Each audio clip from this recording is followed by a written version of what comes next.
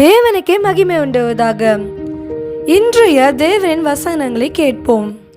யோவான் 2 அதிகாரம் வசனம் 7 முதல் 8. இயேசு வேலைக்காரரை நோக்கி, ஜாடிகளிலே தண்ணீர் நிரப்புங்கள் என்றார். அவர்கள் அவைகளை நிறைய நிரப்பினார்கள். அவர் அவர்களை நோக்கி, நீங்கள் இப்பொழுது மொண்டு பந்தை விசாரிப்புக்காரரிடத்தில் கொண்டு போங்கள் என்றார்.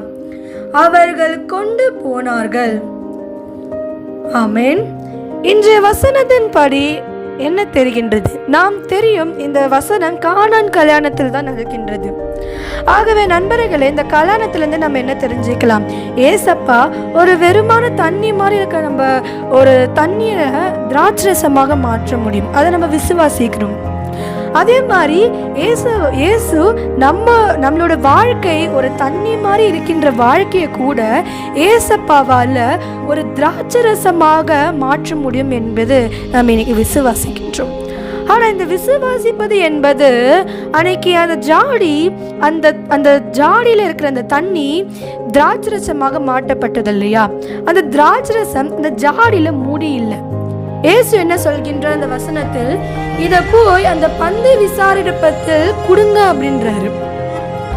அப்ப அன்னைக்கு அந்த திராட்சரசம் அந்த ஜாடியில மூடி இல்லை, அது அனைவருக்கும் பகிரப்பட்டு அனைவருக்கும் கொடுக்கப்பட்டு அனைவரும் அதில் மகிழ்ந்தாங்க.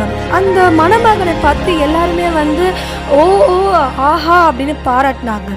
அப்போ இன்னைக்கு எல்லாருமே நம்ம விசுவாசிக்கிறோம், ஏசப்பா தண்ணி மாறி இருக்கிற என்னோட வாழ்க்கையை திராட்சரசம் போல மாற்றுவார்.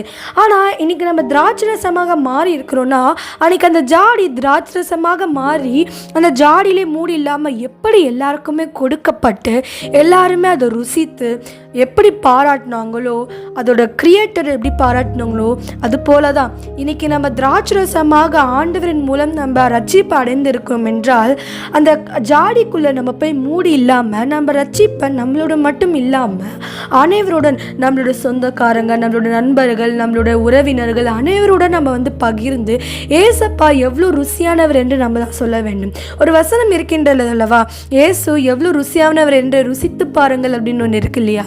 அப்போ அந்த ருசித்து தேவனை பற்றி ருசித்து பார்க்கணுன்னா அவர்களை போய் பைபிளை படிக்க மாட்டாங்க. நிறைய பேர் இயேசுவை பற்றி பிடிக்காதவர்கள், தெரியாதவர்கள் பைபிளை போய் படிக்க மாட்டாங்க, நம்மளை தான் படிப்பாங்க.